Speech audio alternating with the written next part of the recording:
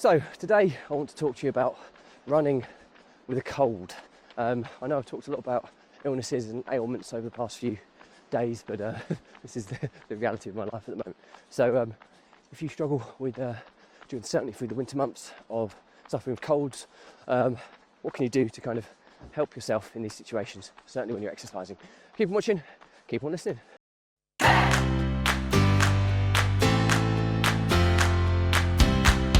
Welcome back to consecutive day 1727 of a diary for Runpreneur, and today's topic is all about running with a cold. But before we get started, please remember this is part of a fundraiser of saving the lives of children by attempting the ultimate ultramarathon of run vlogging on consecutive days, distance of a lap of the world, barefoot style. And the more people we get in front of, more money we raise, more children's lives we save, which is why I do this every single day. So back to the topic at hand. Pretty self-explanatory. I am highly congested with this horrible cold at the moment, and it's horrible. I'm just really congested.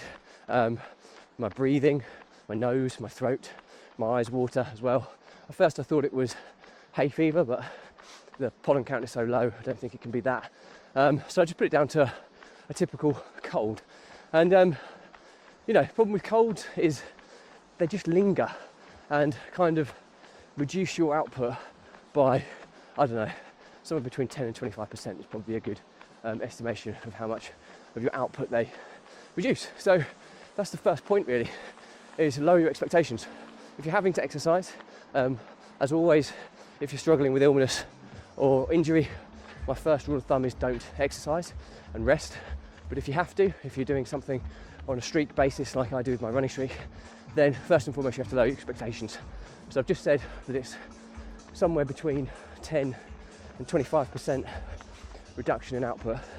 So you should be looking at what you're doing from an exercise perspective and lowering it by at least 25%. And once you've done that, I'm just going to pass this burst 1 second.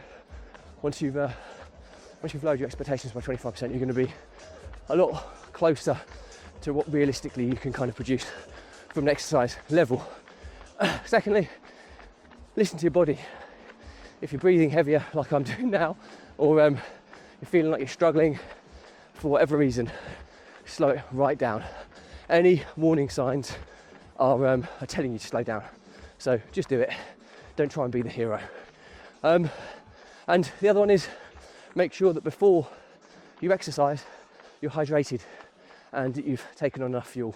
Last thing you want to be doing, battling with some kind of cold, what your immunity is having to fight, is to be depleted from hydration perspective or an energy perspective. So make sure you fuel accordingly. So anyway, that's it. The learnings from my diary today.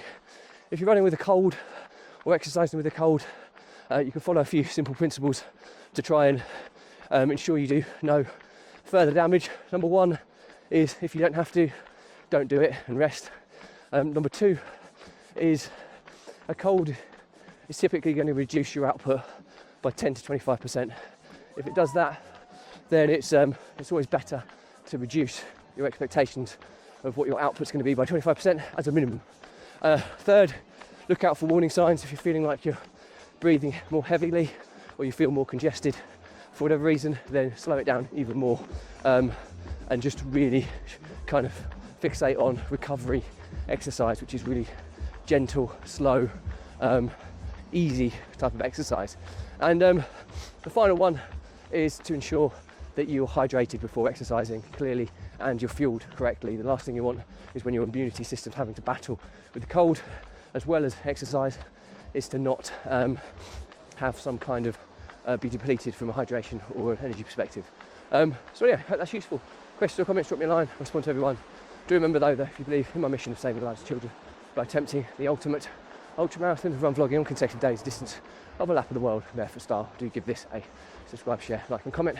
More people we get in front of, more money we raise, more children's lives we save, which is why I do this every single day. Thank you as always. Stay positive, stay happy. I'll see you again tomorrow.